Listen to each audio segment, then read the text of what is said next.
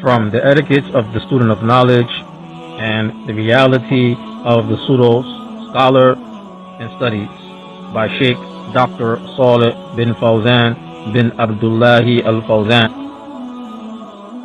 Now on Amazon, paperback and hardback. فاسألوا أهل الذكر أي العلماء إن كنتم لا تعلمون. هذا فيه أن الجاهل يسأل أهل العلم ولا يسأل غير أهل العلم من المتعالمين. Who are serious, these are the ones that we know their names. Those who put in the work, those who did not waste any time, dedicate their lives to ilm, these are the ones that we remember today and mention their names today. So we have many examples of the scholars taking this ilm seriously, not just as a part-time hobby, but this is their way of life. Nothing keeps them away from knowledge. Like in Majd ibn Taymiyyah, the grandfather of Shaykh al-Islam, Ibn Taymiyyah, he would not waste any time in seeking knowledge. He was serious, to the point that it was narrated that even if he entered the restroom, he would have someone standing outside, reading from the books of knowledge so he could review in the restroom.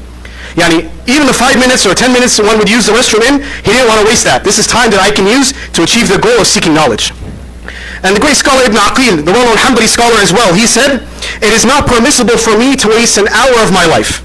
If my tongue is not working, if my eyes are not working, then I'm going to think about ilm." And he's too tired to even read the books. He's too tired to speak anymore, to teach, to discuss. He's going to close his eyes and rest. But even during his resting time, he's reviewing ilm and thinking about ilm. So when he's ready and he's rested, he gets up and can start where he pick up where he left off. And Ibn Aqil also, he wouldn't waste time even chewing bread. Even chewing the bread, how many minutes, how many minutes is it going to take for you to chew bread? 1 minute, 2 minutes? Those 2 minutes he could use it to do tahqiq of a mas'ala. 2 minutes he can use to research an issue. So what would he do instead? He would swallow flour and wash it down with water instead of eating the bread. Yeah, that's why the Shaykh was saying, that's why he authored books like Al-Funun, these huge volumes, 800 volumes, because he didn't waste any time. Imam al-Bukhari, as we all know, he authored his Sahih. He would wake up 20 times a night to write his Sahih.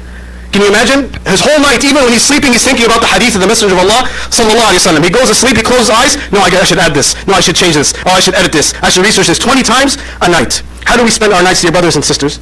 We claim to be serious students of knowledge.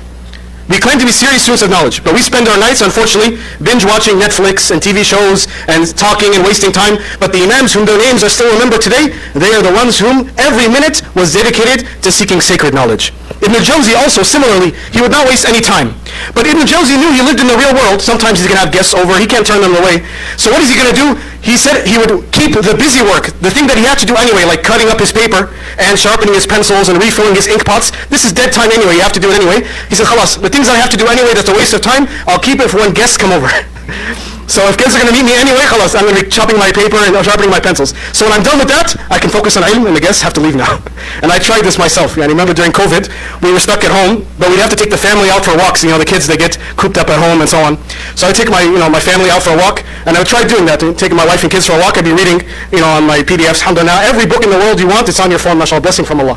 Reading books and so on, and it backfired on me. I got in trouble. My wife said, no, this is my time. You have to focus on me, pay attention to me. But the point is, you can apply what Ibn al-Jawzi said. You're standing in line in the DMV, review your word of the Quran. You're in line at a stoplight, do your dhikr, listening to a lecture. Alhamdulillah, every book you can imagine now has been recorded, and you can find it online somewhere on YouTube or any other channel. Shaykh Uriya's, classes every week, all the books for the last 20 years on his website. You can listen to them in the car, in your home, walking. So, the serious student of knowledge, even his dead time, he is using it for seeking knowledge. Imam al-Tabari, the great Imam, we all know him, he was on his deathbed. And even on his deathbed, he was discussing a matter of ilm with the people around him. And he was discussing a matter in fara'id, in inheritance. And he learned of a mas'ala, an issue he hadn't heard of before, so he told the people, bring me my paper and my pen to write it down. So someone said to him, you're on your deathbed, you're about to pass away, why are you writing down ilm now? He said, me dying having known this is better than me dying having not known it. This was the way of the Salaf, dear brothers and sisters. The great Imam, Yahya ibn Abi Kathir, he said, knowledge cannot be sought with a rested body. Ilm is not going to happen and come to you Bluetooth style. It's not going to happen.